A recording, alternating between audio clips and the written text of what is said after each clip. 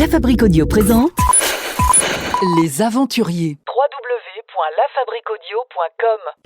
Vous souhaitez devenir sponsor de ce podcast ? Contact @lafabriqueaudio.com. Avoir l'esprit en éveil et tout absorber. Et si ça fait mal, ça en vaut sûrement la peine. Dans la vie, il faut savoir prendre des initiatives. Salut tout le monde, bienvenue Les Aventuriers, votre podcast avec les plus belles aventures au bout du monde. Nous partons aujourd'hui pour une terre lointaine et mystique, une terre d'aventure hors du commun. On embarque pour le pays des icebergs, des baleines, le pays du traîneau et des aurores boréales, mais aussi du kayak, direction le Groenland. Bonjour Marie. Bonjour Florent. Et vous avez décidé il y a quelques temps de vous lancer dans une aventure plutôt originale, la découverte du Groenland en canoë, aventure qui était encadrée puisque vous l'avez réalisée avec un organisme de voyage. Alors expliquez-nous Marie, comment vous est venue cette idée de cette aventure au Groenland et en canoë? C'était l'année dernière, tout à fait, donc c'était l'année de mes 35 ans, donc j'avoue que j'avais envie de marquer un petit peu cette année autour de cet âge qui pour moi était un petit peu particulier, donc j'avais envie de m'offrir du moins un voyage un peu hors du commun. Donc j'étais partie sur différentes solutions et puis j'ai découvert donc sur un site en fait qu'il y avait des voyages organisés en itinérance en kayak, et je suis une grande fan du moins du kayak, donc je me suis embarquée dans cette aventure qui a été aussi aidée en fait par tous mes amis qui m'ont permis en fait de réaliser ce voyage. Donc ça a été une très grande surprise le jour de mon anniversaire du coup. Qu'est-ce qui vous attirait finalement dans le kayak, dans cette destination du Groenland? Qu'est-ce qui faisait que c'était cette destination où il fallait que vous alliez passer ce cap, je dirais, les 35 ans? Alors c'était vraiment, alors je suis une grande fan de froid, de glace, et j'avais comme objectif un jour dans ma vie de voir des icebergs. Donc déjà ça c'était quelque chose que je souhaitais vraiment faire. Et puis l'approche, la meilleure approche en fait qui est décrite, et puis reste du coup le kayak. Et ce voyage avait pour moi un côté tout à fait insolite en fait de faire cette itinérance en autonomie avec un petit groupe, donc un voyage un peu du coup intime, et puis au milieu de nulle part. Donc voilà, moi c'était vraiment être sur l'eau et être le plus proche possible de ces icebergs. Alors, je n'ai pas regretté du tout le voyage. Vous étiez donc, vous êtes parti en solo, mais vous avez rejoint un groupe de combien? Moi je suis partie seule, et c'était un groupe au total, on était 8 avec le guide de 9. Donc il y avait, en fait c'était assez particulier puisque c'était une famille de 6. Et on était 2 filles à partir seules, à s'être retrouvées en fait dans cette aventure.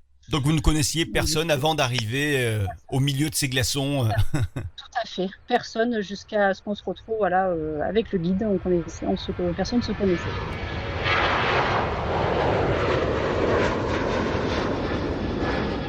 Départ de Marseille donc pour vous, direction Paris, et ensuite depuis Paris vous prenez l'avion. Où est-ce que vous atterrissez dans un premier temps? Alors dans un premier temps, parce qu'il faut un petit peu de temps quand même, donc une première nuit à Copenhague pour récupérer une des seules compagnies qui va au Groenland, donc Air Greenland, donc qui nous amène dans un premier temps à Kangerlussuaq, donc une base là où il y a des bases militaires, et après un petit vol interne jusqu'à Ilulissat, qui a été notre point de rendez-vous du coup avec l'ensemble des participants, et le retrouver avec le guide. Alors vous arrivez du coup là-bas, vous êtes au Groenland, comment ça se passe? Il y a un canoë qui vous attend et de suite vous embarquez pour le canoë, ou là déjà il y a un premier temps, je ne sais pas moi, en bus pour rejoindre une base? Alors non, on se retrouve, du coup le guide nous retrouve, il nous explique un petit peu le concept du voyage. Donc le tout c'est de récupérer un peu toutes ces affaires à ce point-là, et c'est surtout en fait de faire les courses, les menus, et pour cette semaine en fait qui nous attend, où on sera du coup en totale autonomie.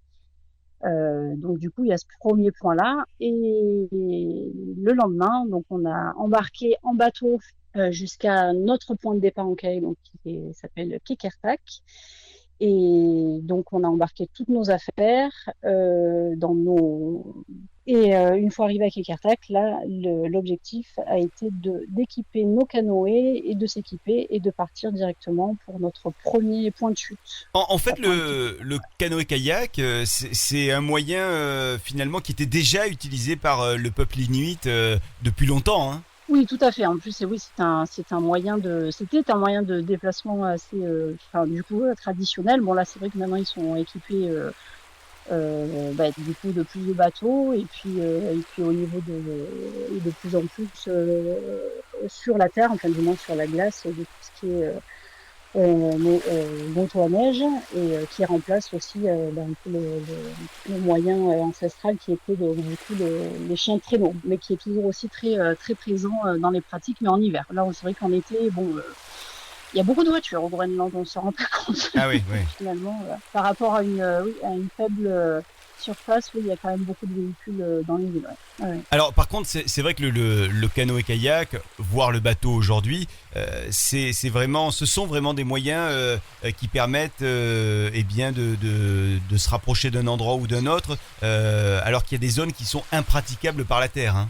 Oui, tout à fait. C'est vrai que toutes les villes au Groenland sont installées sur les côtes, puisque de toute façon, au cœur du Groenland, c'est pas possible, puisque du coup, il s'agit j'espère que mes termes seront bons, mais d'une partie de la calotte glaciaire. Donc voilà, il n'y a pas de vie possible en fait dans ces villes-là, et puis il faut trop frais. Et puis, comme le Groenland fait énormément de la pêche, toutes les villes sont des ports. Et des ports de pêche, du coup, puisqu'ils vivent énormément de ça aussi, de la pêche. Donc en fait, voilà, les bateaux et le kayak, c'est vraiment pour relier du coup toutes les villes qu'il y a en bord de côte. Là, vous me parliez des villages de pêcheurs. Justement, on a tendance dans l'imaginaire collectif à imaginer ces villages de pêcheurs avec beaucoup de couleurs. Est-ce que c'est la réalité? Est-ce que ce sont des villages colorés? Alors oui, il y a en fait a priori il y avait une codification au niveau des couleurs, donc chaque maison, chaque bâtiment avec une couleur qui avait une signification. Donc alors je vais citer vraiment pour exemple parce que je me souviens plus dans le détail, mais bon, le jaune était plus une maison jaune, c'était peut-être pour les services de la poste, le vert c'était les parties administratives. Et les maisons, elles étaient en bleu, etc. En fait, aujourd'hui, ce code-là apparemment n'a plus lieu d'être puisque du coup toutes les choses ont bien changé. Mais a priori, il y avait effectivement, toutes les maisons ont beaucoup de couleurs, tous les bâtiments du moins, et ça avait une signification pour chacune d'elles en fait.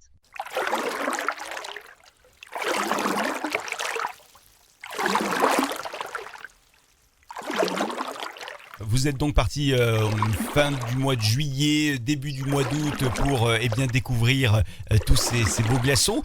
Découvrir également les baleines. Est-ce qu'il y en a à cette période-là des baleines? Ah oui, on a eu énormément de chance. Ça a été notre arrivée à Ilulissat où donc du coup on a posé des questions. On savait que dans notre périple, ça serait un peu plus compliqué de croiser les baleines, mais notre guide nous a dit oui, il y a un spot pas loin il fallait marcher une petite heure et qui était vraiment en front de glace. Donc en fait, il y avait le mélange d'eau de mer et d'eau douce, donc de la fonte des glaces. Et en fait, c'est des milieux assez sympas pour les baleines. Et en fait, on en a vu 4. Et là, ça a été vraiment magique parce qu'on devait rester un petit quart d'heure. Et puis en fait, je pense qu'on est resté 2 heures à les observer parce qu'elles sont. Nous, on a pu s'approcher au max au bord de l'eau.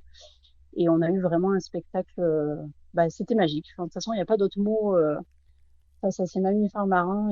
Pour moi, il n'y a pas d'autre mot. Elles font une espèce de danse, les baleines. Elles ont fait une espèce de danse quand vous les avez vues? Non, pas du tout. Alors nous, c'est vrai qu'on est arrivé, c'était plutôt l'heure du repas, je pense. Donc ça restait un peu en surface et puis après, ça plongeait un peu en profondeur pour se nourrir et puis ça revenait.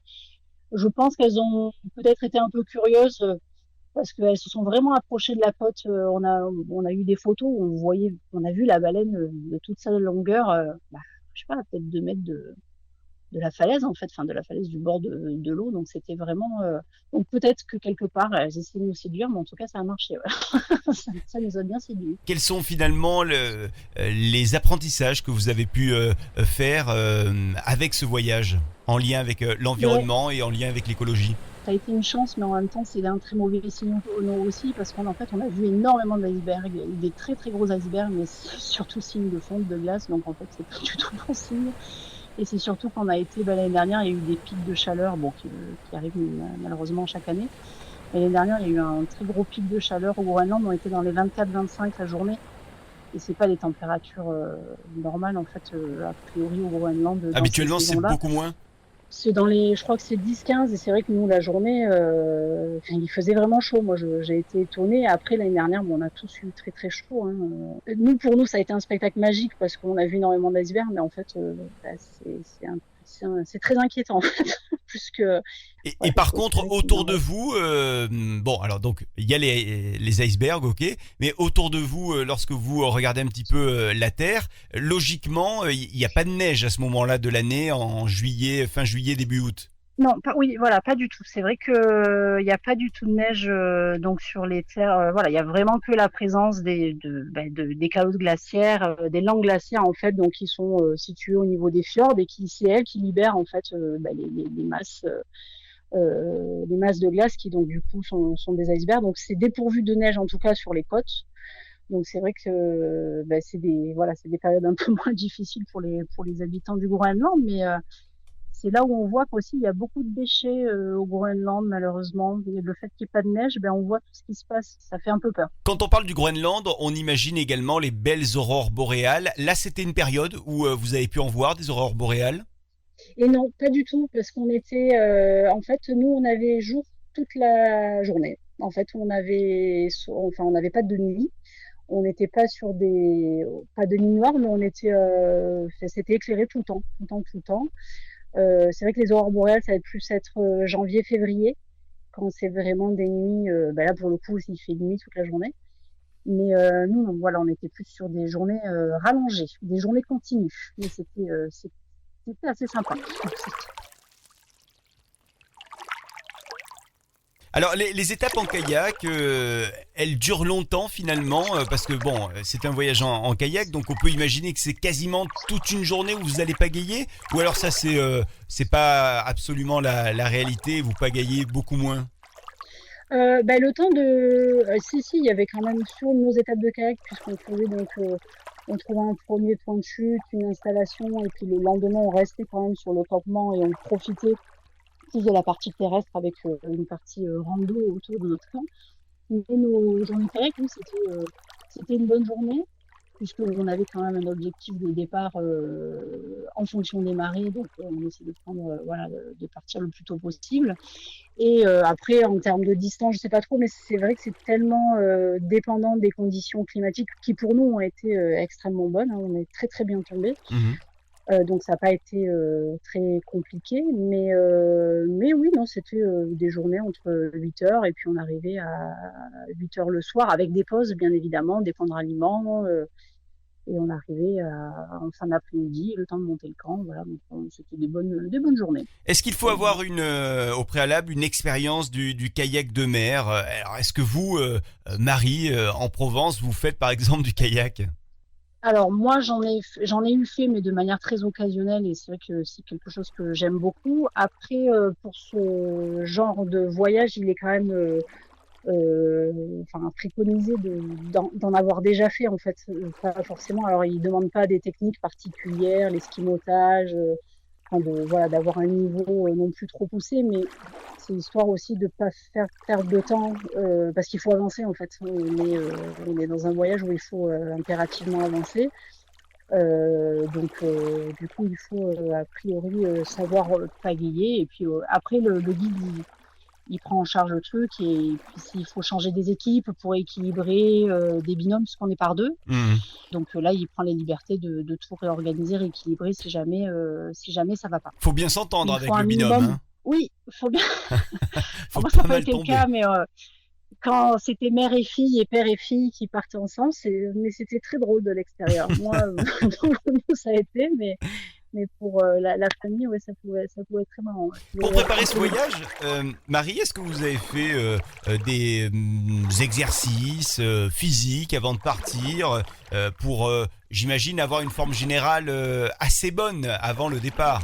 Oui, j'ai essayé de faire attention un peu à l'alimentation, un peu un mois avant et un peu sur la forme physique aussi, pour arriver dans des bonnes conditions et puis pour pas être un peu le boulet du groupe, hein, parce qu'il y a toujours un boulet.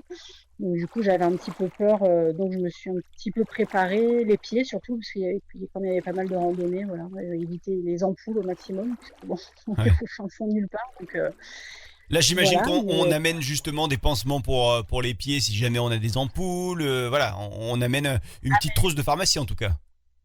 Je pense que j'avais plus de pansements que de sous-vêtements, ouais. D'angoisse d'être en sang sur. Non, non, ouais, non, je pense que oui, chacun avait sa trousse à pharmacie, puis après le guide est là aussi, hein. Enfin, bon, pour des petites, il y a toujours une petite trousse de secours, bien évidemment, mais pour ce genre de petits trucs, oui, moi j'avais bien géré le truc, ouais. Vraiment par précaution, quoi. Marie, vous l'avez dit tout à l'heure, il faisait beau, 24-25 degrés l'après-midi. Par contre, la nuit, ça descendait jusqu'à combien? Eh ben, pas tant que ça, puisque ben, du coup, c'est vrai que comme le soleil alors, il se couchait pas, il restait derrière les crêtes, en fait, donc on avait une espèce de lumière tamisée permanente, mais du coup, il n'y avait pas vraiment de nuit. Donc on tombait, ça tombait pas autour des 10 degrés peut-être. Mais franchement, non, il a vraiment pas fait froid. On a eu froid à aucun moment. On a plutôt eu chaud, même dans les tentes, ouais. Les duvets étaient beaucoup trop équipés, en fait, pour la chaleur qu'il faisait. J'ai bien compris que vous Donc, n'aviez pas eu de neige non plus, hein, c'était pas la période. Par contre, vous avez eu de la pluie, du vent. pas du tout, pas de pluie. Ça a été une grande chance. Un petit peu de vent, mais sur une journée de traversée, justement, où bah, du coup le vent arrivait du fjord, donc on avait un petit peu des vaguelettes, mais honnêtement, ouais, on n'a pas eu des conditions, pas du tout des conditions compliquées, hein. Bien au contraire, on a eu des conditions, je pense, les plus favorables. En fait, on a eu beaucoup de chance. Est-ce que c'est compliqué de dormir dans ces bivouacs, dans les tentes? Il y a quelque chose à savoir avant de... Si on s'engage, là, si les personnes qui nous écoutent ont envie de s'embarquer dans un voyage comme ça, est-ce qu'il y a quelque chose à savoir pour les nuits de bivouac? Ben non, pas du tout, c'est absolument pas compliqué, puisque le sol, du coup, est très moelleux, puisque vous savez, donc il n'y a pas du tout il n'y a pas du tout d'arbres, hein, au Groenland. Voilà, c'est dépourvu de végétation haute. On est sur du lichen, de la mousse en fait. Donc le terrain est moelleux. Donc je sais même pas si un petit matelas est nécessaire puisque du coup c'est mou. Donc c'est très facile pour monter sa tente. Après, bah, qui dit pas d'arbres, se dit que c'est un petit peu ouais, c'est voilà pour se changer ou faire ses petites affaires personnelles. Du coup, c'est un peu plus difficile de se cacher. C'est ça qui est Qu'est-ce qu'il faut prévoir en gros côté vêtements pour un tel périple qui a duré quasiment 15 jours, hein? du coup, faut prévoir le minimum. Il faut savoir qu'on est très très limité. Je crois qu'on a un sac de 20 litres, un petit bidon de 20 litres en fait. Donc, faut voir ce que ça donne, mais c'est vraiment petit. C'est petit, ouais. C'est petit, ouais. Et parce que sur le kayak, on prend nos affaires personnelles, on a notre tente, nos duvets, et toute la nourriture est répartie sur tous les bateaux et tous les équipements aussi. Donc, en fait, mine de rien, il y a de la place, mais il n'y en a pas tant que ça. Donc l'essentiel, c'est une paire de chaussures de rando, puisque pour la partie terre. Et après, c'est des chaussettes quand même chaudes pour la partie mer, puisqu'on est dans une combi. En fait, on nous prête une combi qui nous permet, puisque l'eau pour le coup est à 4 degrés. Mhm. Et donc à 4 degrés, a priori, on ne tient pas très longtemps si on tombe. Donc on a une combi qui nous permet de tenir 1 heure dans l'eau. Mais dans la combi, voilà, faut quand même, vu qu'on est au bord de l'eau, pour le coup, les journées de kayak étaient un peu plus fraîches. Il fallait quand même avoir des chaussettes chaudes, des choses un peu chaudes dessous. Et après, non, de toute façon, là, c'est pas du tout il y a de quoi laver un peu ses habits au passage, mais voilà, le but, c'est des habits confortables dans lesquels on peut faire du sport et un petit pyjama et puis de quoi changer de temps en temps, quoi. C'est très très rudimentaire, hein. Vous aimeriez retourner, Marie, sur cette île, le Groenland, qui est quand même la plus grande du monde, hein? Oui, c'est vrai que ça donne envie, mais ça, on va dire, ça serait pas très raisonnable puisque je pense que je l'ai fait une fois. Après toutes les problématiques du transport en avion, etc. Voilà, moi ça me parle un petit peu, donc on essaie de pas revenir là où on a déjà été et puis d'essayer de limiter au maximum ce genre de déplacements qui sont très polluants. Donc, mais dans l'absolu, oui, on en a parlé d'ailleurs avec le groupe. Pour se retrouver dans un autre coin. Voilà, mais bon, à discuter. Merci d'avoir été avec nous, Marie. Je rappelle que vous avez fait ce périple avec un organisme de voyage qui propose, ce sont des spécialistes qui proposent ce type de périple dans le Groenland, au milieu des glaçons. Il y a d'autres parcours également. Si jamais vous êtes intéressé pour connaître effectivement le détail de ce périple et puis connaître le nom de cette agence de voyage qui a proposé ce périple à Marie, n'hésitez pas à nous contacter, contact@lafabriqueaudio.com avec un K, la fabrique, pour vous donner quelques indications. Merci une nouvelle fois, Marie, d'avoir été avec nous et puis bon retour parmi nous alors. Ouais, merci Florent. Vous souhaitez devenir sponsor de ce podcast ? Contact@lafabriqueaudio.com